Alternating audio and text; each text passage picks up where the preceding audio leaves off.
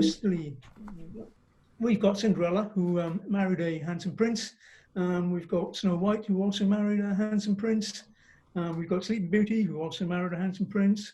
We've got Fiona, who married Shrek. And in all these cases, the end of the story says they all lived happily ever after. So romantic stories, end romantically happily ever after. Unless anyone's seen Cinderella 2, the divorce or anything, it generally ends happily ever after.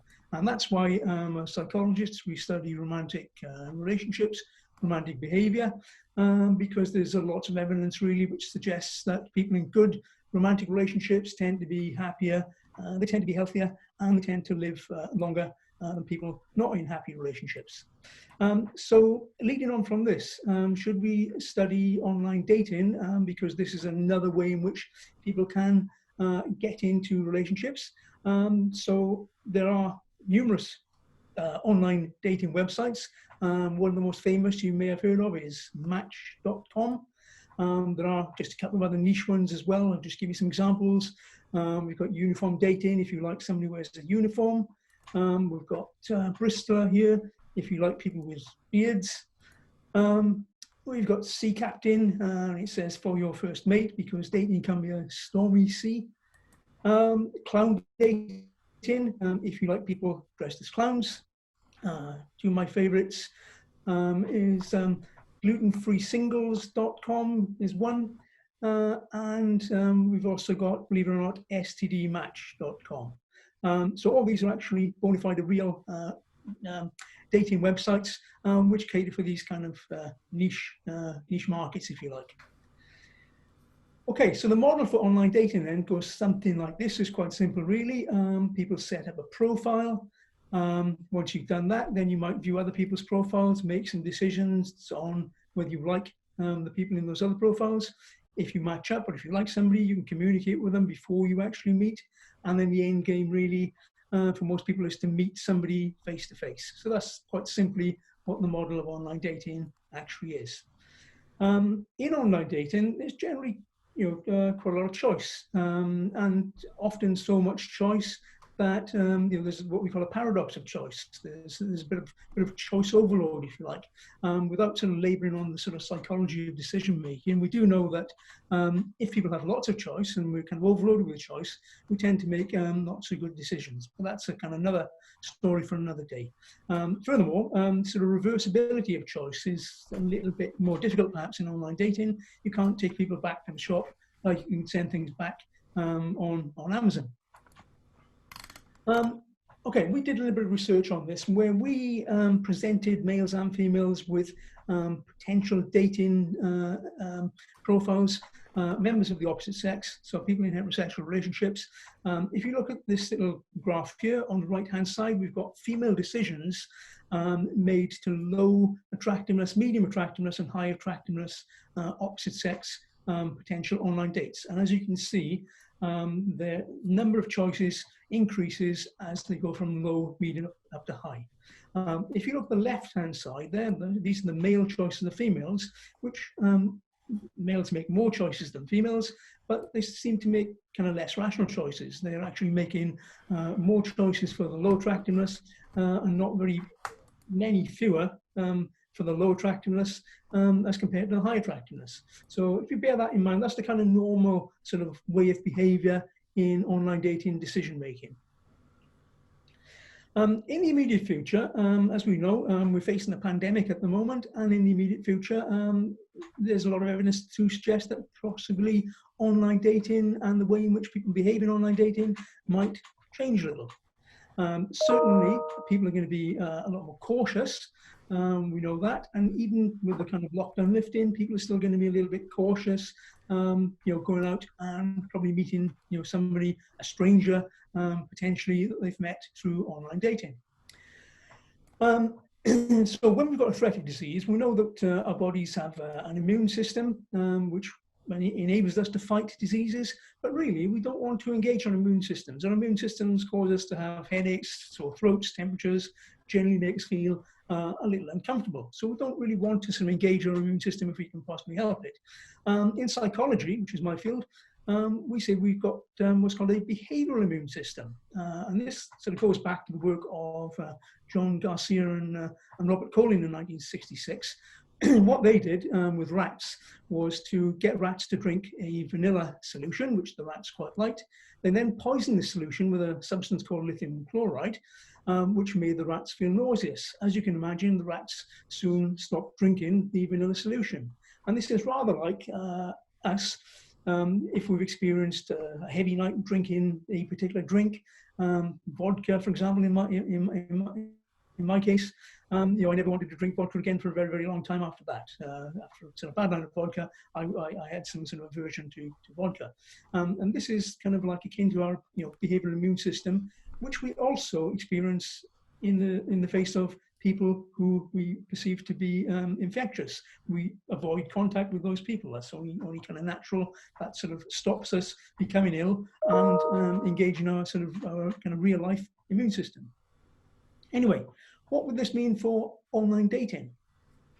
Well, we've got competing demands, really. We don't want to succumb to infectious disease, yet we can't forever avoid forming relationships with people. If the whole human race avoided intimate contact with romantic relationships, then we'd obviously die out. So we need to sort of seek affiliation, but there's a sort of cost-benefit thing going on here between our sort of want to become affiliated with somebody else and the cost of succumbing to infectious disease. These people, Sawada et al., set up an online dating scenario where they got people to sort of engage in a sort of experimental online dating scenario. They also gave people a scale which is called the Perceived Vulnerability to Disease Scale, which is a sort of a measure of our behavioral immune system, if you like. Some of the items on that scale were: I prefer to wash my hands pretty soon after shaking someone's hand. I have a history of susceptibility to infectious disease. I don't like to write with a pencil someone else has chewed on. If you've got a high score on this PVD scale, then it shows you've got sort of high enactment of the behavioral immune system. Their findings look something like this, not rocket science really, that people with high PVD scores who sort of engage their behavioral immune systems showed lower interest in prospective online dating partners, which is unsurprising. Yet, don't forget, we're talking about an online dating system, not a face-to-face system. People still showed less interest in prospective online dating partners. And this was even the case when these people were highly attractive. And if you don't know me, I'm the person on the left in the photograph there. Okay. The findings also showed as well that people were more selective. Even when they chose people through this online dating system, they were a lot more choosy than they would normally have been. So it kind of shows us that when we've got a sort of threat of disease in the environment, then we're going to be a lot more careful about who we choose. There are some sort of other correlates as well with disease avoidance in terms of personality. So Murray and Shayla, when they looked at germ aversion, they found that was positively correlated with conformist attitudes. So if you've got sort of chronic germ aversion, if you're afraid of germs, then those kind of people tend to be a lot more conformist. And germ aversion is negatively correlated with openness to experience on personality scales and extroversion. So the more extroverted you are, less you're likely to be chronically germ aversive. Okay, so those are sort of personality correlates then, which kind of might sort of mediate the effects of the last study. There's one other little kind of twist to this, which I wrote about in a magazine called Conversation a couple of weeks back, and it's about sort of, will the fear of a pandemic, will that maybe encourage sexual diversity?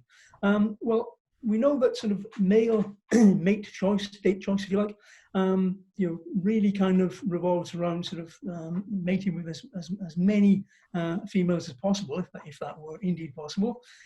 So males are not as choosy as females, because males can, their kind of investment in the kind of in the mating experience is barely 5 minutes, really, is it? And for females, it kind of lasts a lot longer. Therefore, in terms of female mating strategies, we know that females, want somebody who's got resources, money to look after them. That's not to say I'm not being sexist there. I'm not saying that females are sort of want people to look after them, but in terms of pregnancy and things, when they might be dependent upon that, they might want somebody with resources. No point in having somebody with resources if they don't stick around. So you need somebody who's committed as a partner. And the third thing on the kind of female shopping list, if you like, is that you need someone with good genes, someone who's healthy and fit, because that means that your offspring are going to be healthy and fit also.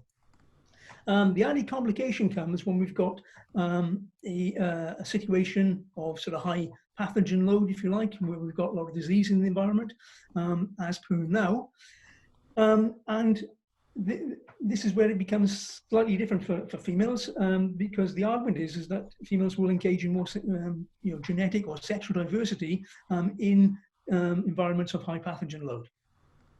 The reason for this is that there's no outward indication of a robust immune system. Our immune systems are not just one system, they're very complex. We've got sort of T cells, B cells, neutrophils, etc. So we've got lots of sort of different aspects to our immune system, and there's no kind of outward indication of good immunity in males.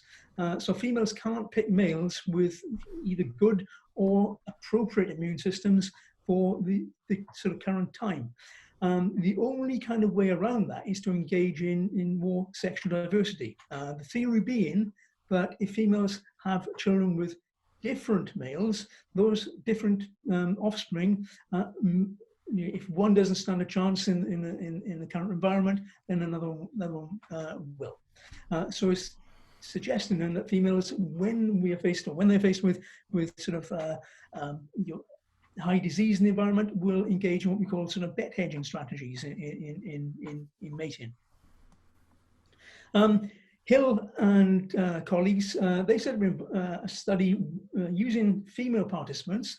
One group were primed with academic failure, another group were primed with economic failure, and a third group were primed with a heightened threat of disease. So we've got 3 different groups there. All the participants completed this PVD scale, the Perceived Vulnerability to Disease scale, and they were also asked as well, what was the ideal number of sexual partners that they would like to have in the sort of coming few months. Okay, so what they found then, we've got the comparison here between the low and the high PVD scores. If you look at the high one on the right-hand side, you can see that the group who are primed with disease, okay, said that their sort of ideal sex partner number was actually almost twice as high as those who were primed with the economic class or the academic one. Slightly different for the low PVD people, but for those who are sort of susceptible, had a sort of high perceived vulnerability to disease. Okay, females in that group said that they desired more sex partners than people in the economic or the academic catastrophe groups. They also looked at immunocompetence in terms of the amount of childhood illnesses that females had. So we've got 2 groups here, those who had less illness in their childhood, those who had more illness. And then we've got a comparison between disease and academic failure. And if you look there at the group which shows more illness, okay, in their childhood, those primed with disease indicated that they wanted a higher number of partners than those primed with the academic failure. Okay, so what that shows us then, I suppose, the evidence there shows us that when faced with an environment with a sort of high threat of disease, okay, female mating strategies change. Okay, so given these kind of variations then in the current situation, what can you do? What you can do? Well, you can still work on your dating profile. You can still make some decisions about the types of people you like, and you can engage in some sort of communication, whether you meet somebody or not. Well, maybe you can if you're socially distanced, I suppose. But the kind of willingness of people perhaps to engage in intimacy might be sort of slightly sort of off-putting just at the moment. So you can do these three things at least. So the immediate future then might still look a little like this, where people are sort of socially distant when they are dating. But hopefully soon people will be able to meet, and not like this, but maybe more like this. Hopefully sooner than we know. Anyway, that's all from me for tonight. So thank you very much for your attention. That's my website there.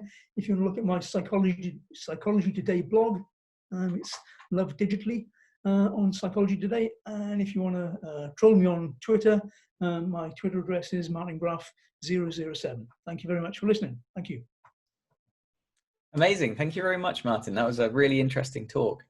And we'll open up for questions now. And because we have a small delay, I'll just mention to anyone on Facebook that they can just comment in the video, and we'll be sure to mention the questions in the Zoom chat. But just bear in mind that there is a small delay. And likewise, you can do that all throughout the session. So Martin will hopefully be around and can always answer questions later if necessary.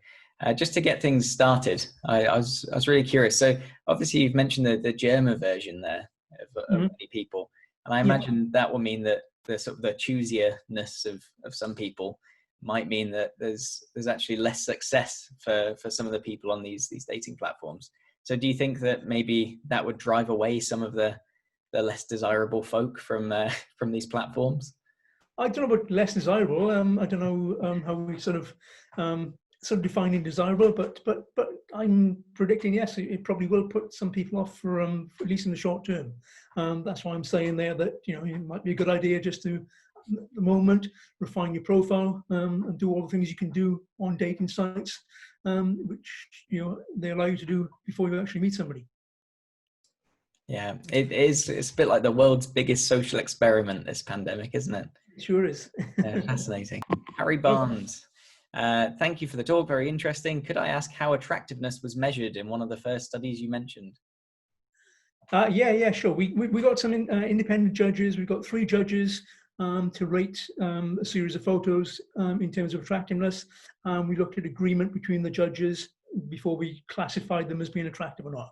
I realized that people always kind of ask this kind of question and say, well, attractiveness, beauty's in the eye of the beholder kind of thing. It is to an extent, but there are sort of common sort of agreements, if you like, on what is considered attractive and what is not.